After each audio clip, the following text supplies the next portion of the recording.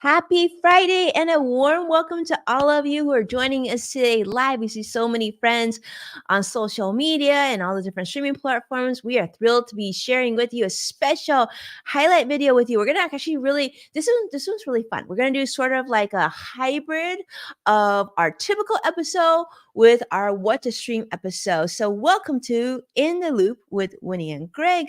I am Winnie Sun, your go-to for all things finance and business. And of course, you are excited to see Greg. Greg, how are you this week? Hey, I'm doing great. Yeah, thank you. It's always so nice to be here and great to have everybody joining in, wherever they're at. I'm doing good. It's, I always bring up weather here in Portland, but it's pretty nice outside. So that's always a bonus. And as Woody mentioned, great to have you guys here. And I am Greg Nibbler. If you don't know who I am, a longtime tech reporter, now a news reporter and producer for Fox 12 Oregon, but also covering a lot of other things as well. And here on this show, generally speaking, I talk about cool stuff in tech, which is always great to have everybody who writes in and sends in ideas and things for that. Today, though, I'm going to be talking about what to stream. And I do have, I think, some pretty good ones for at least some of you out there. So we'll be talking about that. But when we do these episodes on what to watch, we always love to hear your suggestions. So whatever platform you're on, feel free to drop in there, leave your comment and let us know, what it is that you're excited about, because there's so many things out there to watch and we can't watch them all. So love to hear your suggestions. And as always, it's just good to be here with Winnie. Aw, thanks, Greg. I feel the same way, but you are absolutely right. There are so many things to stream, and it's like you just can't even keep track. So that's why I love when we do these episodes, Greg, because I learn so many things of what to watch from you. And before we head in, I know we're gonna kick it off with some finance, but before we do that, I want to give a big shout out, happy birthday to my dear friend on CNBC, Sharon Epperson. For those of you who follow CNBC, watch CNBC, give Sharon a happy birthday. Let her know that when he told you it was her birthday. But for those of you who are brand new to the show, we like to kick it off with some finance. And this is what's going on. Let me just say that this is not one of those happy Fridays in the financial world. So that's why we're doing streaming. So that'll be good. We'll have lots of things to watch in just a minute. But the Dow is currently down 529 points. The NASDAQ is down 293. And the S&P 500 is down 84. Now, I want to put sort of a positive spin to these negative numbers I'm just sharing with you right now. I'll just say this much, I often like to take advantage when the market is correcting and when the market continues to correct to go ahead and add to my long-term portfolio. So just putting it out there. So the stock market is falling today. Now, this isn't just the first time it's done this week in the last few weeks, but certainly, obviously, major U.S. banks are definitely, the banking industry is being affected today. And of course, corporate earnings season, we are quite very much kicking it off right now. And a lot of concerns continue to be around inflation. And let's not forget geopolitical risks as well. So these are some of the things that are hanging on investors that we're sort of waiting on the sidelines, hoping that things get better. Now, before we jump into what to stream, I'm going to share with you two really short stories that I wanted to put on your radar because I think it's going to be helpful. And I think Greg's going to enjoy them as well. So first off, is my story about rising car insurance costs and why car insurance is getting more expensive. Now, for those of you who have car insurance on auto pay, you might not even know this is happening. So I just want to make sure that you're aware. So there have been significant increases in the cost of car insurance. We're talking in the realm of 1 year increase of, like, in some cases, 22%, which is, as you can guess, significantly higher. Yeah, than inflation. And I think, like, at least both of us here, Greg and I, we're at 100% of that we pay for car insurance. So I'm thinking many of you watching, unless you're uniquely situated in certain parts where you don't need a vehicle, you're getting affected in a major way. So I want to share with you some of the reasons why this was happening so that when this topic comes up that you know. First of all, higher insurance costs have been linked, partly, of course, being because of prices of vehicles post pandemic. Obviously, cars cost more. But here's a big one too: repairs. Repairs are getting a lot more expensive due to supply chain issues, and this is one that I'm going to throw right into Greg's lap, talking about advanced vehicle technologies. Greg, Hmm. mean, bells and whistles, right? They cost a lot more. So Yeah, that's true. Yeah, I mean, I'm sure it does to some extent as far as, yeah, like repairing it, you mean? As far as if it gets into an accident, definitely. mhm. Yeah, that's and it takes a lot more technical skill on that stuff.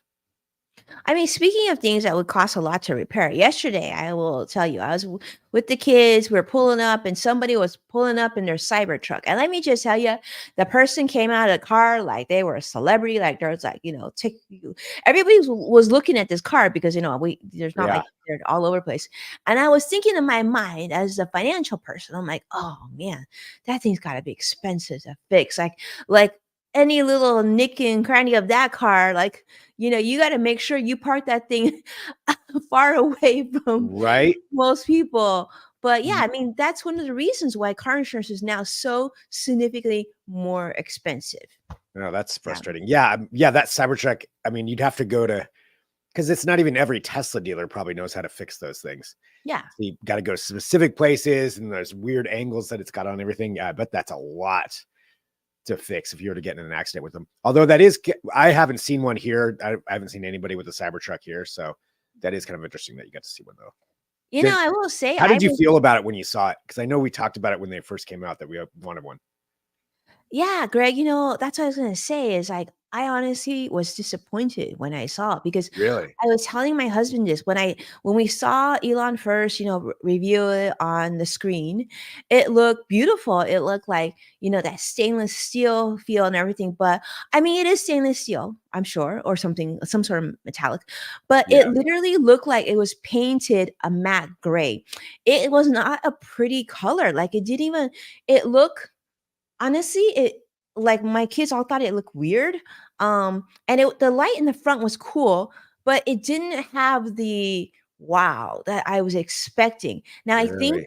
the owner thought it was that way because he walked out of it like he was Sylvester Stallone or something, but, like, it wasn't that impressive, and I was thinking remember I made this comment, I said, Greg, when that thing starts rolling on the street, all the other trucks are gonna look dated."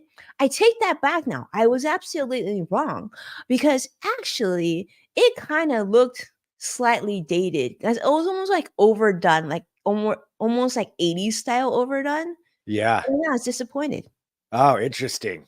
Yeah. I really want to see one in person, but I think that's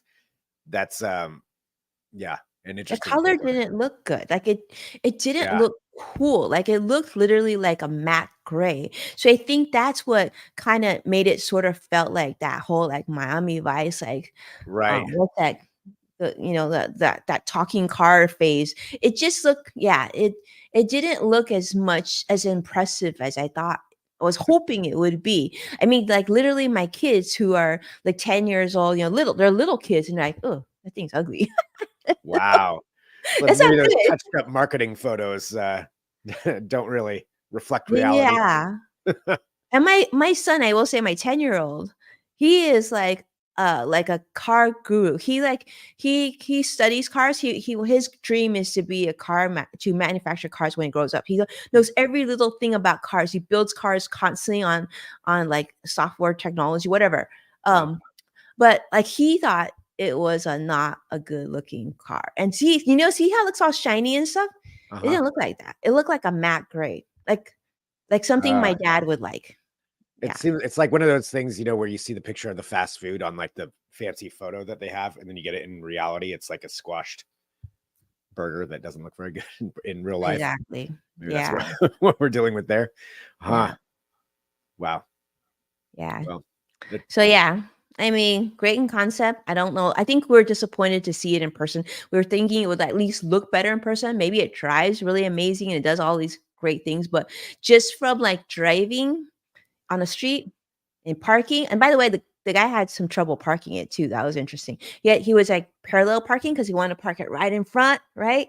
So Yeah, he's trying to park it right in front, and he was like having. I was thinking, like it's a Tesla, it's so switch part. But anyway, on right. that note, that's my story. My other second story, I'm gonna keep short and sweet, and that way we can jump right in and have you like lead us on what to stream.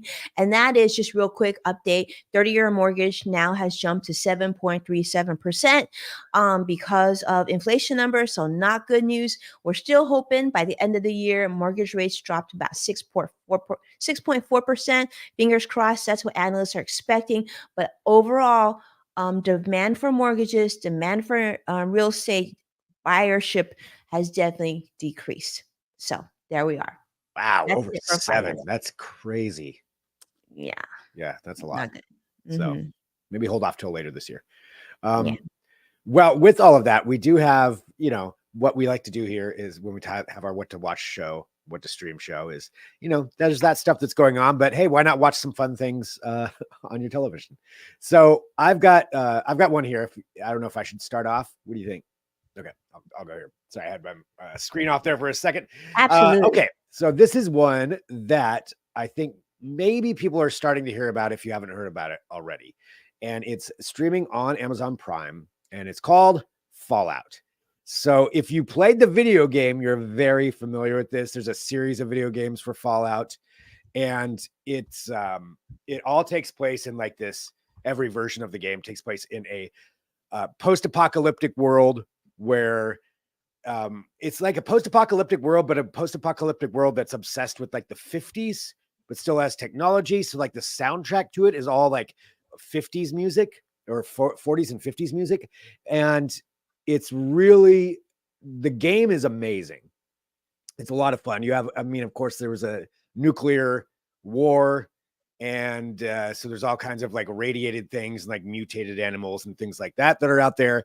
And then you have these different groups of people that'll live in underground bunkers, and then some of them live on the surface. So there's all kinds of stuff going on with it.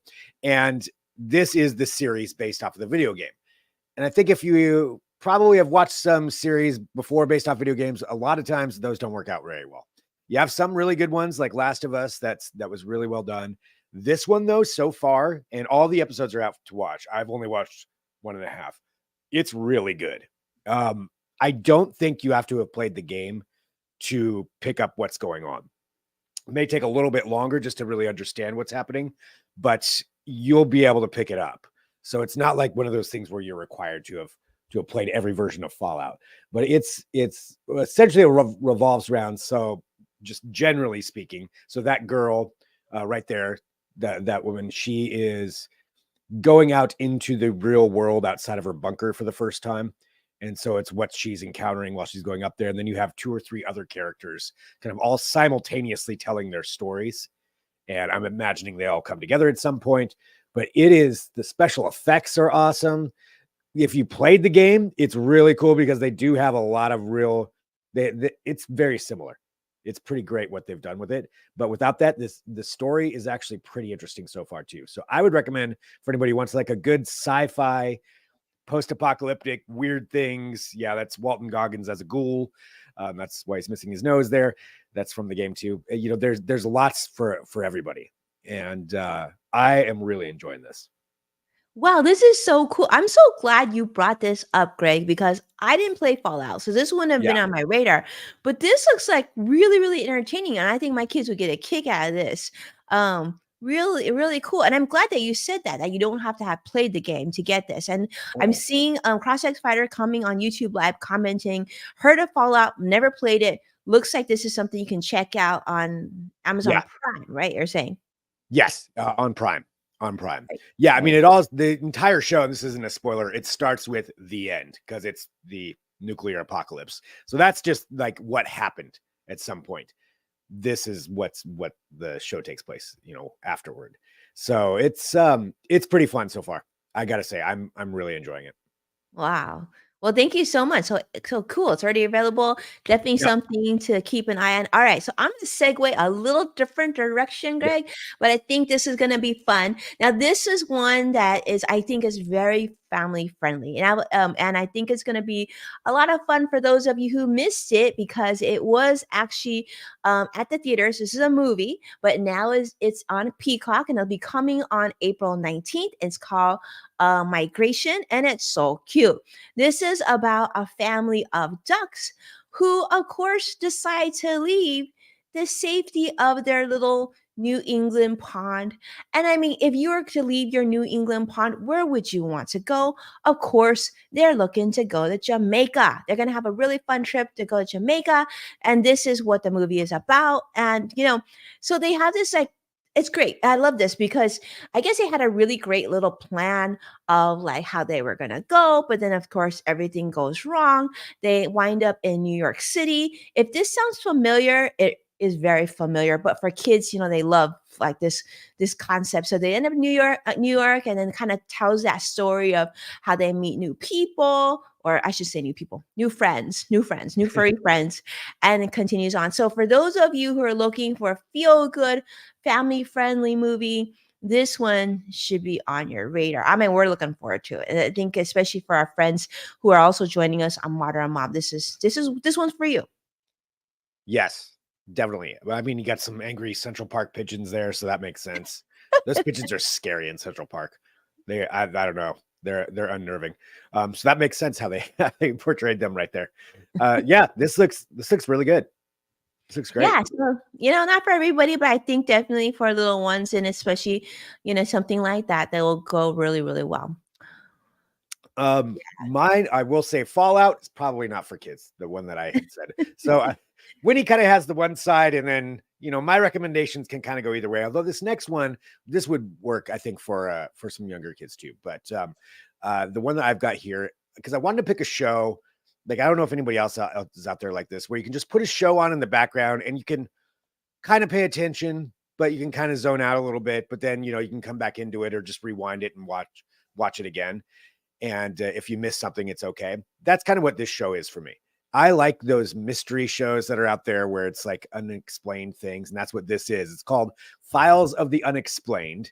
And this is a new one on Netflix where it's covering each episode's a different thing.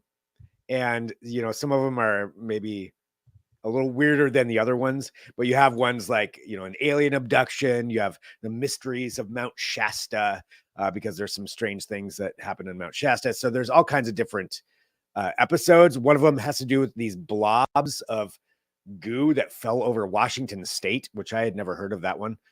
And I guess this did happen back in the, I think, early 90s. Yeah, there's this weird blobs and they've never been explained. So each episode's just kind of like that. They interview people who were around there, and it's like, what's the mystery? Nothing, I don't think anything really gets solved in this. But it's it's a lot of fun. You don't have to take it too serious. Take it serious if you want to.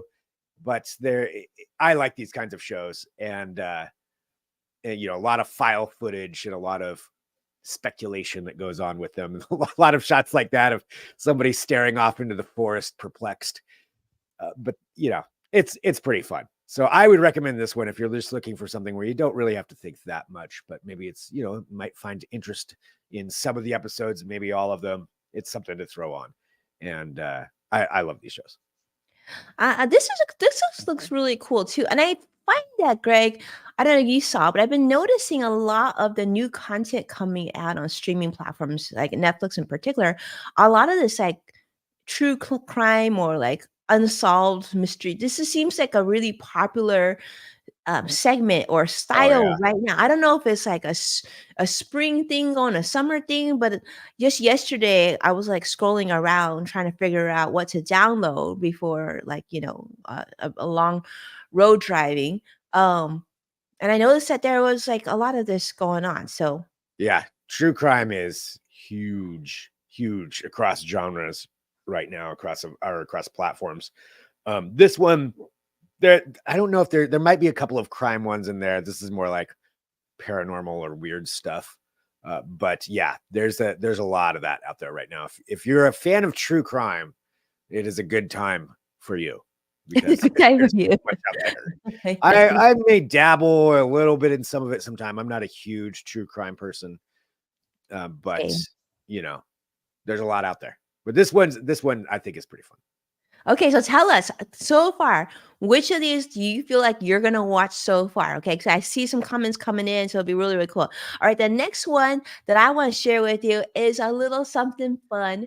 I love myself a romantic comedy rom-com, and this is one that I think that should be on your radar if you are also in the same boat. All right, this is called The Greatest Hits, and it is on Hulu, and in fact, it starts today, so you can stream it today. It's a movie, and it's a romantic drama where Lucy Boynton plays Harriet, and she basically loves music so much so, and that when she hears certain songs, she's just like transported back in time, and so she gets to basically go back, circle back, and think about the time that she spent with a boyfriend named Max, who unfortunately passed away. So this is one of those movies where, you know, I love romantic comedy, so that's where this is from. And for those of you who do as well, you want to put this on your radar. I think it's going to be a cute one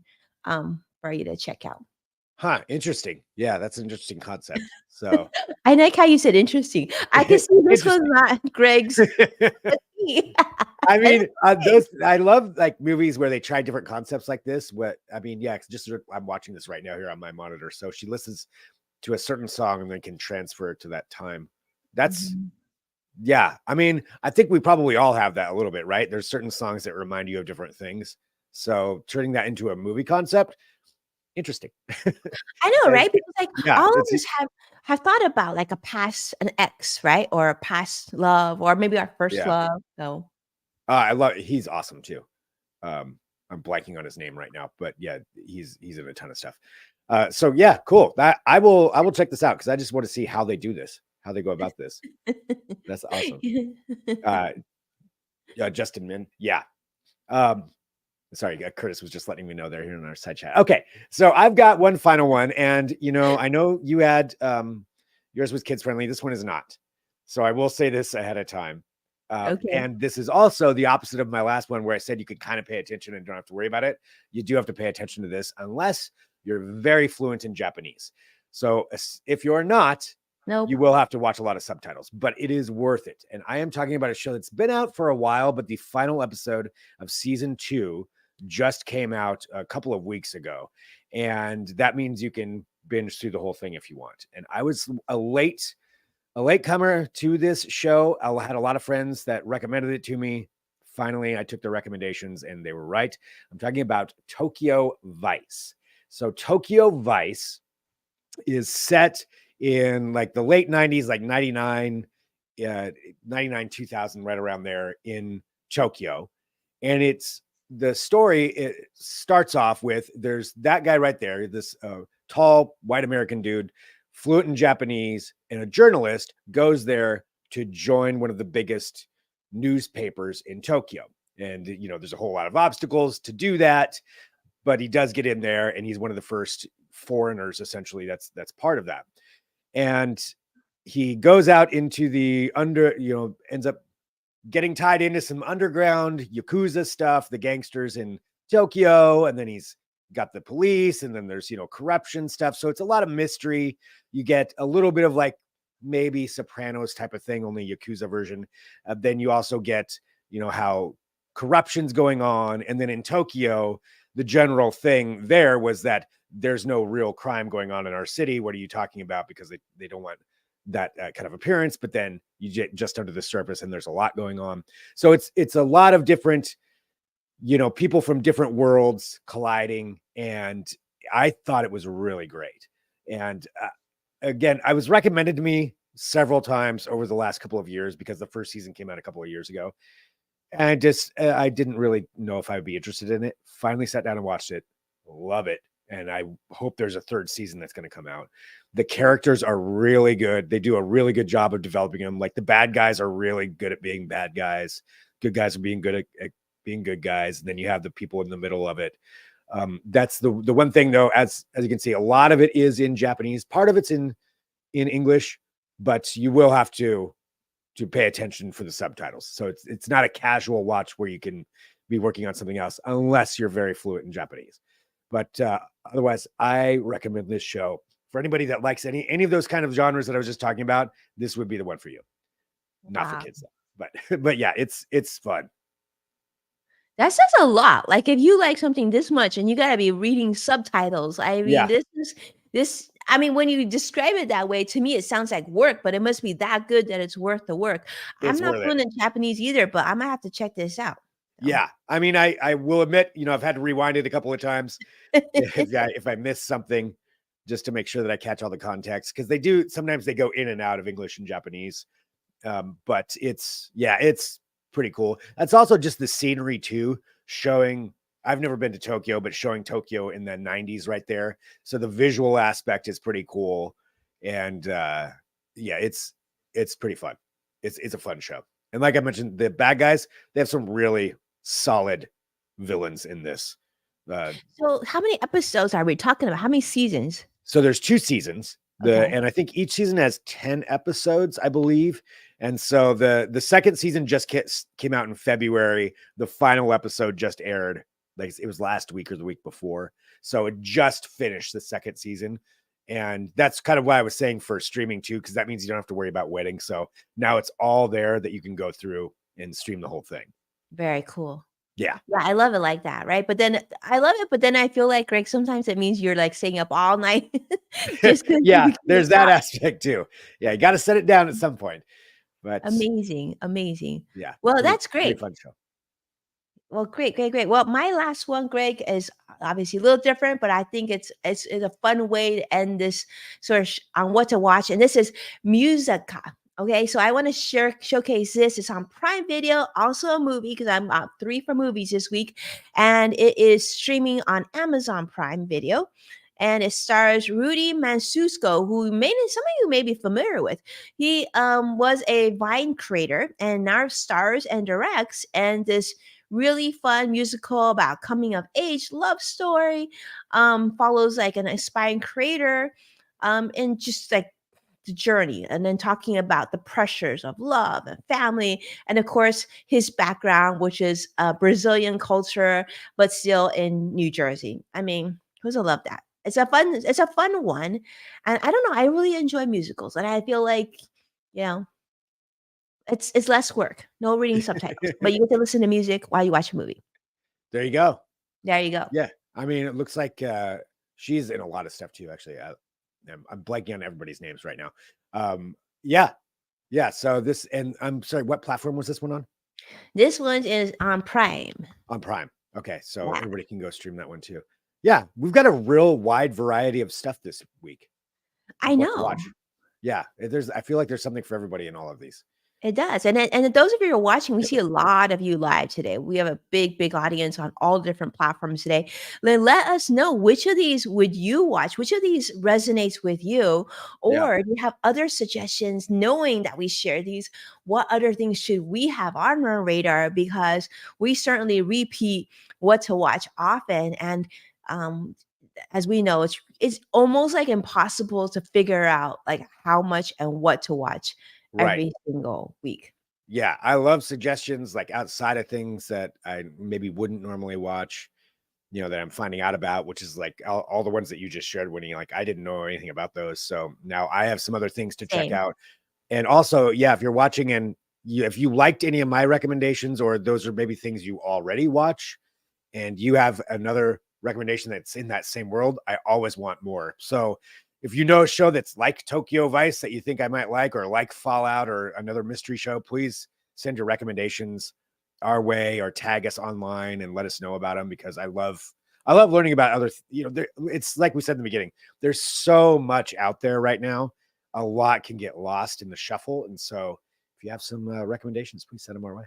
Absolutely. Let's give some love to more programming and things that you Yeah. get excited about. So definitely go ahead and send us a message. Our DMs are open. You can find at Greg Nibbler, at Winnie Sun. We love to hear from you. And we want to thank you also. A big shout out to Joshua, who's been so supportive and sharing this show with everyone. Thank you so much for doing that. We truly appreciate you.